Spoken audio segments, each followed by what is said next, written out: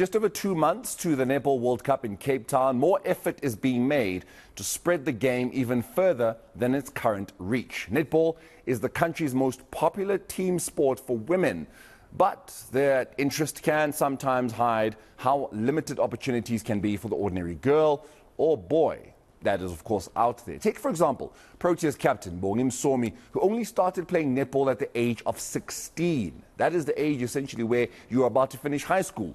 Captain Msomi is hosting a coaching clinic in her hometown of Hammarsdale, doing her bit to change this particular story. There with her down in Durban, she's been, of course, following the team announcement. She was there for the trophy arrival on Thursday. She's now, of course, talking to what is said to be the superstar captain Bongi Msomi. She is our eNCA sports reporter, Hloni Mtimkulu, in Hammarsdale, joining us now. Hloni, good morning to you.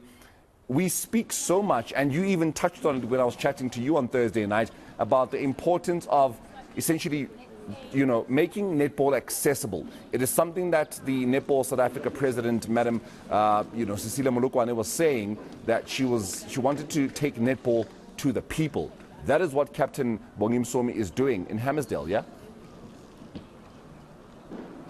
Yes, Morena, that's right. I mean, it shouldn't be that someone has to wait until they're 16 to play netball. And imagine that they start so late in life, and where someone like Bongi Msomi ends up playing. And not just for South Africa or in South Africa, she's played in the UK as well. So you can see that there is talent there with someone like that. And how many more children are in that position where they may not have access to opportunities, where they may not have resources as well, or they may have limited resources or not able to get to cities or towns where there is netball or where there is other sports. So that should not be the case for South Africans. So behind me, Bongi Msomi, is the clinic has started. It's part of an initiative called Stand Tall, where Proteas players will be having clinics in their towns.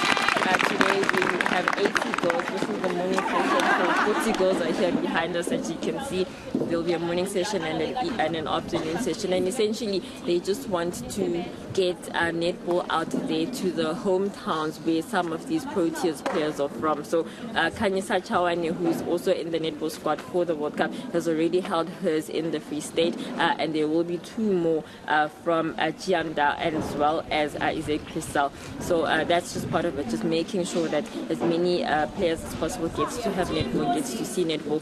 We talked about making sure that there is access, and someone who knows very well about this is a netball coach. Bongi Msomi is a former netball coach from the Lutai High School, which is about a 400-meter walking distance from here. He joins us now. Baba, you were talking just now to the girls just about the reasons for starting netball in this area. Can you talk to us about why that was important for you to start netball? Let me start by greeting. My name is Thembi Somngawe. I'm a former coach of Bongi Msomi. I'm still coaching sometimes when it comes for Super League in KZN. So I started netball because in South Africa there was violence, and the violence was claiming the lives of many people, especially young ones, girls together with boys.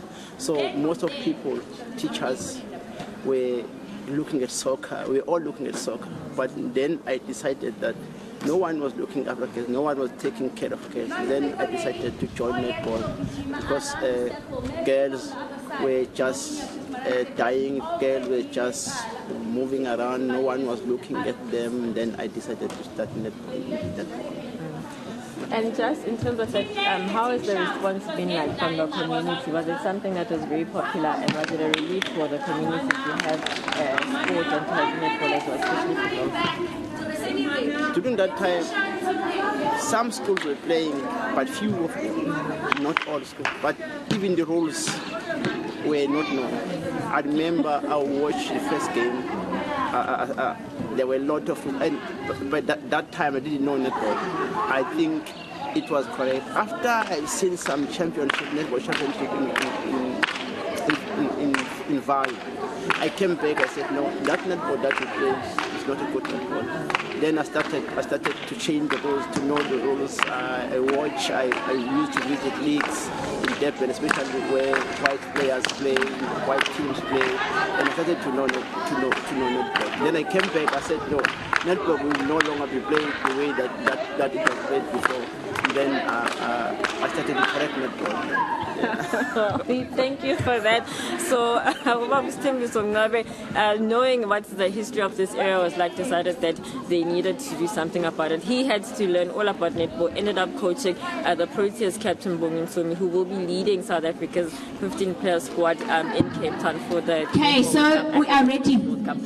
Now, the first one African, so Morena. All right, Hloni, thank you so much. I'll definitely be catching up with you a little later on this morning. That is our reporter, Hloni Mtimkulu, out in Hammarsdale. Of course, there is a clinic, as you're seeing there in your pictures, that the captain of the Spar Proteas, the national netball team captain, Bongi Msomi, just hosting in her hometown of Hammarsdale. The Netball World Cup is getting underway on the 28th of July. The trophy has landed from London in KZN. It's doing a trophy tour.